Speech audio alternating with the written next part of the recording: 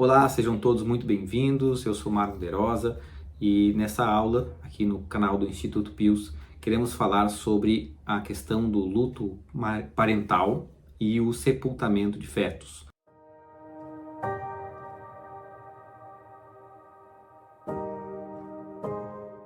A gente está acompanhando esse tema, estudando já há alguns anos, essa realidade de que muitos bebês não são sepultados, quando tem a perda da sua vida na gestação. Estamos falando então dos abortos espontâneos, na grande parte dos casos, e que há uma série de entraves e dificuldades, às vezes, para sepultar esses bebês. Famílias que querem sepultar, que têm uma perda gestacional, e pedem ao hospital as orientações e os procedimentos para poder fazer o sepultamento, às vezes são impedidas de fazer isso.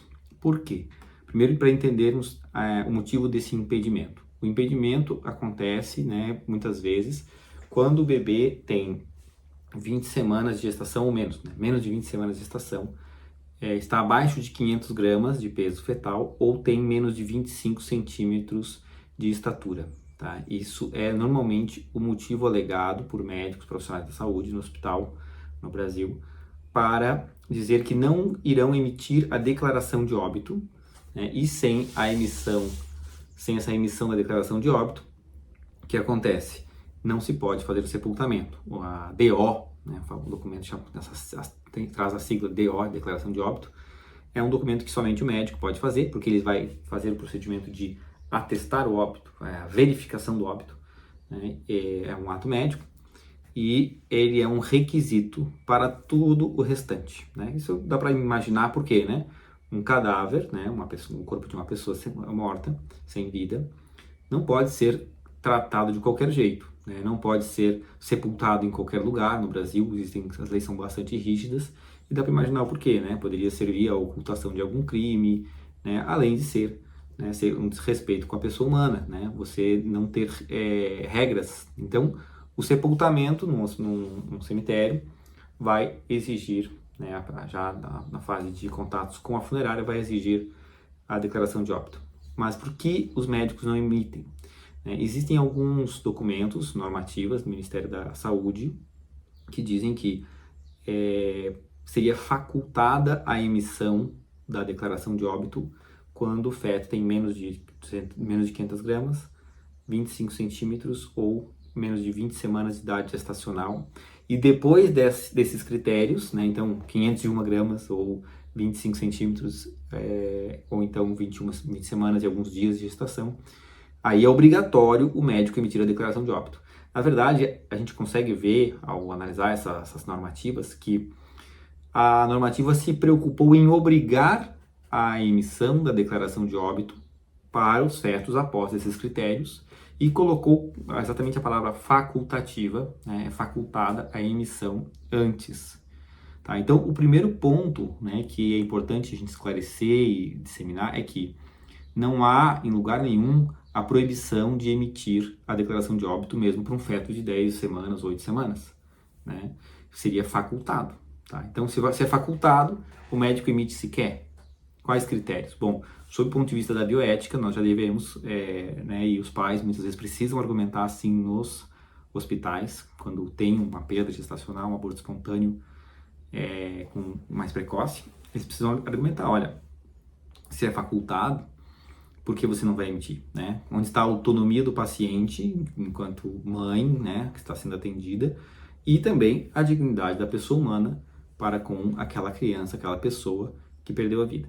Então, por essa regra atual, nós já mataríamos a questão, resolveríamos todo o problema, e os médicos deveriam, com uma correta interpretação dessas normativas, emitir sempre que solicitado pela família.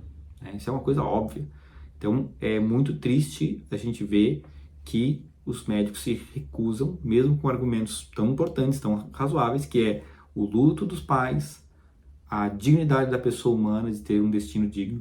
Então, é inacreditável que a gente viva essa realidade, mesmo com as normativas vigentes. E há, inclusive, a normativa RDC 222, que é uma normativa da Anvisa, RDC 222 de 2018, que lá eles falam sobre o tratamento de resíduos hospitalares, resíduos de saúde. Então, ali vai falar, por exemplo, a amputação de um membro, né? Se a pessoa amputou um dedo, teve que cortar um dedo fora, ela, né, tem uma forma do hospital tratar esses resíduos e inúmeros outros tratamentos. E lá fala também, então, que produto da concepção, que é um termo técnico para a gente falar do bebê, que tenha 500 gramas, 20 semanas de gestação ou 25 centímetros, né, vai dar o tratamento. E se tiver menos, fala que vai ser tratado como resíduo hospitalar se a família não solicitar. Então, essa RDC da Anvisa vem de uma certa forma complementar a interpretação, né, daquilo que poderia gerar confusão quando se olha a norma técnica, lá, o manual de registro de óbito do Ministério da Saúde. Porque o manual do registro de óbito vai dizer simplesmente é obrigado a emitir após esses critérios e facultado antes. Então, é facultado, mas a própria resolução da Anvisa, então um complemento de normas vigentes, diz que se a família pedir, então, né, vai ser feita a declaração de óbito e não vai tratar como resíduos hospitalares. Tá? Então, só por essas normas já seria bem claro. Agora, nesse ano 2025, nós tivemos a Lei 15.139 de 2025, uma lei federal que traz muitas luzes e visa resolver grande parte desse problema. Essa lei, ela institui uma política nacional. Isso é interessante porque não é uma lei simplesmente assim, muito pontual, né? Ela se chama Política Nacional de Luto Parental e nessa lei, em um dos seus parágrafos, está dizendo que é vedada a destinação indigna, né? Incondizente com a dignidade da pessoa humana. Então, para o feto. Então, ali, a lei não trata exatamente de sepultamento de feto, ela trata de todo um contexto, mas é muito interessante, ela traz vários insights que a gente pode utilizar. Então, primeira recomendação, dever de casa, para quem quer estudar esse assunto, né, é conhecer essa lei, porque agora, né, se por um lado nós temos as normas que eu citei, que já estão vigentes há muito tempo, que fazendo a correta interpretação à luz da dignidade da pessoa humana, da bioética, mesmo de uma bioética principialista, a gente já veria que, ok, é facultado ao médico, mas ele deveria emitir quando solicitado pela família. Se de um lado a gente já tem essas normativas nos trazendo isso, agora nós temos a lei federal que adiciona muitas outras questões, né, e torna obrigatório, né, podemos dizer, obrigatório em lei federal a destinação digna para o feto.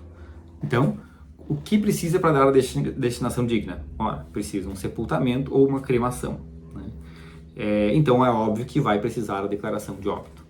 Então, aos pais que assistem e estão aí preocupados, né, que pode vir a ocorrer uma situação dessa, especialmente famílias mais numerosas que vão ter gestações, os pais precisam saber disso. Primeiro, é bom ter essa questão das normas, né, que já vigentes, a norma do Ministério da Saúde e da Anvisa, já se dá tudo a entender que não tem problema nenhum emitir a declaração de óbito, porque é facultado, se é facultado, alguém pede, eu faço, tá? Porque não há contraindicação médica para fazer isso, né?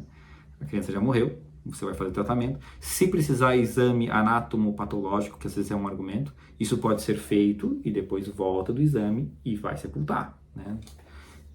Não pode ser um impeditivo. Há também a justificativa técnica, a alternativa técnica de fazer algum exame dessa característica com a placenta, ou com biópsia, né? E não retendo o corpo da criança, facilitando assim o sepultamento. Então tudo isso a gente precisa entender, né? Famílias que vão tratar esse tema precisam entender, mas também precisam conhecer a Lei 15.139 de 2025. Né? Ela se chama Política Nacional de Humanização do Luto Materno e Parental, que é o nome dela completo. Então, essa lei, ela traz uma série de novidades. Ela foi sancionada em 23 de maio de 2025 e entrou em vigor em 23 de agosto de 2025, então muito recente. Então, ela fala sobre a destinação, ela fala que é vedada a destinação ao natimorto de forma não condizente com a dignidade da pessoa humana, admitidas a cremação ou incineração somente após a autorização da família. Aqui tem um problema de redação, o legislador aqui não foi tão correto a meu entender, a partir da perspectiva da dignidade da pessoa humana, que primeiro, incineração não é uma destinação indigna. Como acontece a incineração? Segundo a resolução 2022, desculpa, 222 de 2018 da Anvisa, que eu coloquei, como são tratados esses resíduos que a família não leva, né? Triste dizer o termo resíduo, né? O certo é o bebê. Mas é porque ele trata dentro do contexto de resíduos de saúde. Então, como são tratados o corpo do bebê se ele ficar no hospital? Ele vai ser colocado, está escrito na resolução, que ele vai ser colocado num saco plástico com a identificação, peças anatômicas, e depois vai para a incineração no hospital. Então, é muito claro que isso que não é digno. Ele vai ser incinerado ali junto, né, sem identificação, sem rito, sem um local perene para o depósito dos seus restos mortais, que seriam ainda cinzas, resultado da incineração. Tá? Isso definitivamente não é digno, ainda mais junto com outros elementos, pode ter ali peças anatômicas realmente que não são vidas humanas, né, como um membro, tecidos de várias pessoas. Então, a lei aqui foi ruim, a redação, porque deixou a brecha para incineração. E outro que falou somente após a autorização da família. E os fetos abandonados em hospital deveriam ser tratados também por cremação ou por sepultamento, né, a partir da assistência social do município. Então, porque são pessoas, o direito do sepultamento não é um direito reclamado da mãe. Claro que a mãe tem direito a sepultar seus filhos, um direito fundamental. Né? Direito o pai e a mãe, né, tem direito de sepultar os seus filhos. É um direito fundamental, podemos dizer um direito humano, como mãe e pai. Mas o feto tem um direito intrínseco por ser pessoa humana, pela dignidade da pessoa humana, ele tem direito, e esse direito não se perde mesmo com o fim da sua vida. Ele tem direito de ser sepultado em um local digno. Isso é milenar, não é nenhuma coisa cristã. Isso muito antes do advento do cristianismo. Já as civilizações mais antigas já sempre tiveram um apreço por seus entes queridos e sobre destinação dos corpos. Então é uma coisa inegável. Só que o destino digno não é incinerar e jogar cinzas na praia, jogar cinzas em qualquer lugar, porque aí você não tem mais um destino digno. Você tem um destino completamente incerto. O destino digno vai ser cremação, colocando em um local sacro, um local perene, né, preferente um cemitério, ou, melhor ainda, o sepultamento, né, que inclusive dá a oportunidade de pessoas irem rezar por aquela pessoa. Tá? Mas aí, dois problemas nesse parágrafo, né? A incineração a gente tem que tirar, então no ponto de vista agora de regulamentações regionais, municipais, estaduais e no ponto de vista das discussões que nós vamos fazendo sobre esse assunto, é importante esclarecer isso. Né? A cremação e o sepultamento seriam as melhores opções. Em primeiro lugar, sepultamento, depois a cremação, incineração não. E se a família não reclamar, a gente pode criar mecanismos na sociedade para fazer o sepultamento social. Porque aí, fazendo parênteses do sepultamento social, como funciona? O sepultamento social já existe. Se aparecer uma pessoa, por exemplo, uma pessoa que vive na rua, né? Se aparece morto, um mendigo, a assistência social do município, né? Os órgãos ali vão verificar, existe família, não existe? Talvez não exista como localizar a família, né? E vai fazer o sepultamento social.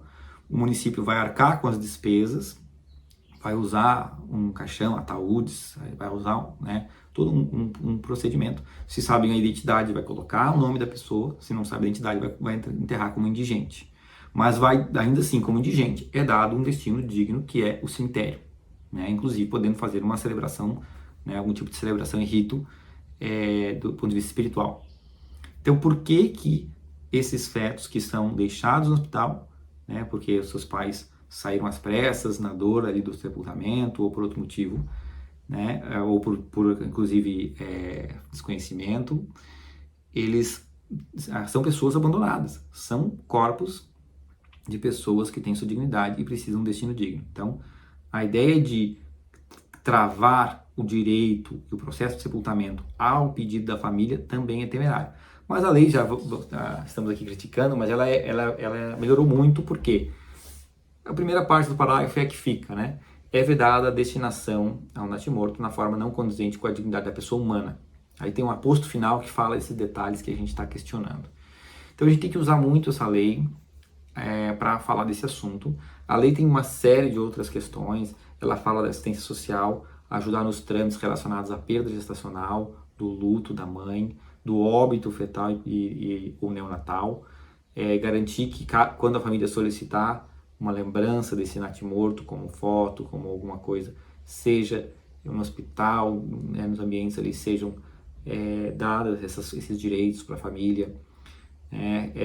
Fala que inviabilizar espaços, né, e momentos para que os familiares possam se despedir do feto, então o próprio sepultamento, então um outro item falando disso.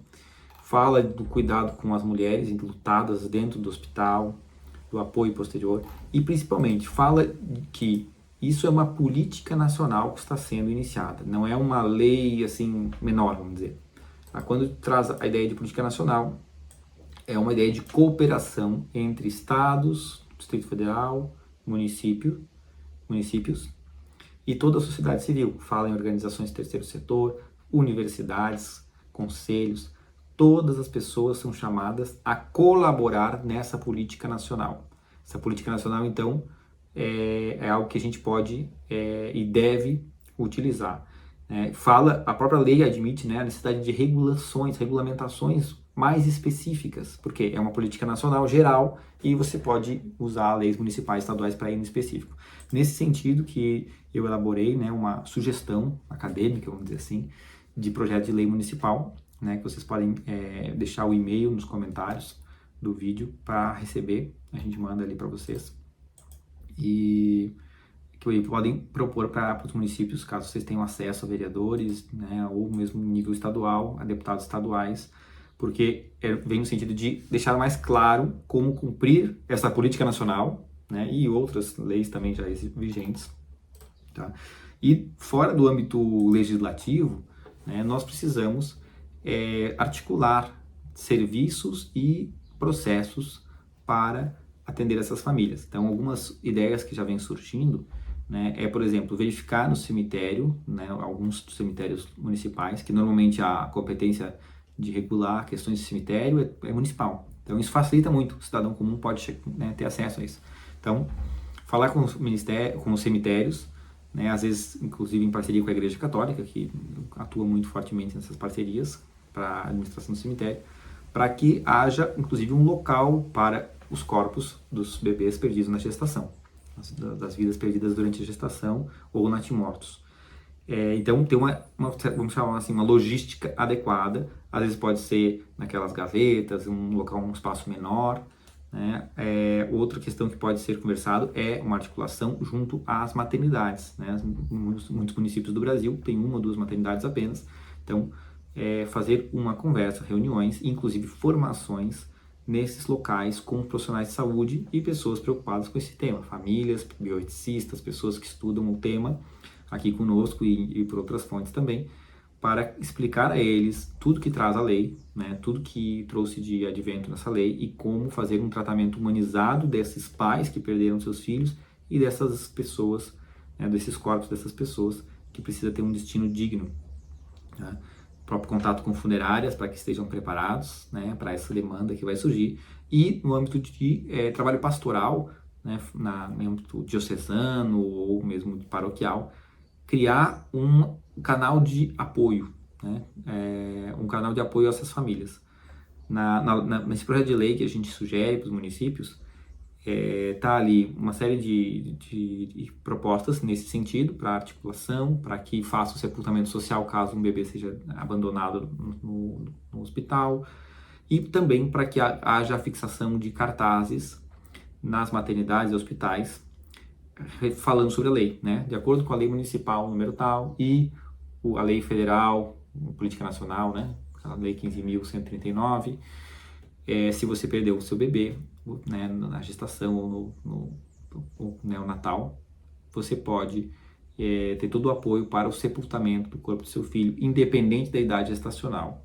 Então, colocar bem claro, isso vai ser um recado, né, botar a lei na parede para que nenhum médico venha, por entendimentos desatualizados, achar que não precisa emitir declaração de óbito. Não, ele tem que emitir para cumprir a lei federal agora. e aí os pais vão conseguir colocar em prática isso. E aí a ideia, né, a proposta que a gente sugere é nesse cartaz nós termos ali um contato de telefone, né? Isso é uma questão para municípios pequenos, muito mais fácil você articular que haja ali um telefone de algum serviço, talvez pastoral ou de alguma organização não governamental, pró-vida, que dê apoio a essas famílias no processo, porque muitas vezes eles podem se sentir perdidos, né? Estão ali em luto, tristes, com a perda gestacional e tem que ainda tratar com todas as questões, às vezes burocráticas, que podem, inclusive, enfrentar entraves. A realidade atual hoje é que enfrentam muitos entraves, né? Já começando pela negação da declaração de óbito, às vezes o próprio processo ali no plantão cartoral que existe nos hospitais em geral para fazer o registro de nascimento, vai fazer o registro de identidade, né? Como se fosse certidão, né, de natimorto, só com o nome. Então pode definir o nome ali, pode registrar o nome, mas não pode registrar o CPF, óbvio.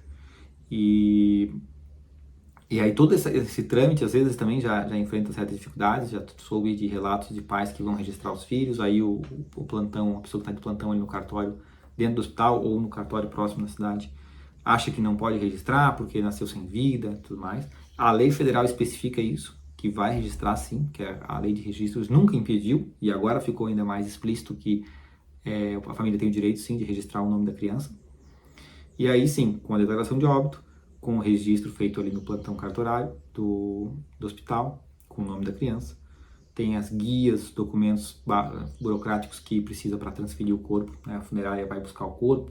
Tem todos os procedimentos que modificam um pouco de município a município e ocorre o sepultamento. Normalmente com um funeral mais curto, com menos tempo, já que o corpo do bebê é tão frágil, né? Não pode ficar tanto tempo. A recomendação é que sejam ali, se possível, menos de 1 hora, acho que meia hora é o recomendado. E aí a família tem essa despedida e vai ter para sempre um local perene para poder rezar pelo seu filho, né? E isso faz parte, inclusive, desse viver o luto e superá-lo, né? Isso é fundamental. Então aqui são alguns insights, nesse vídeo a gente busca trazer isso, porque muitas pessoas estão perguntando o que fazer diante dessa lei, como podem melhorar essa situação toda. Nós no Instituto Pius temos estudado esse assunto. Temos um livro para ser lançado que vai sintetizar muitos dos estudos e reflexões que nós estamos fazendo sobre isso, mas agora com o advento da lei, nós já temos muito a fazer de ordem prática agora, tá certo? Então, muito obrigado a todos, espero que tenha sido aí uma introdução a esse tema.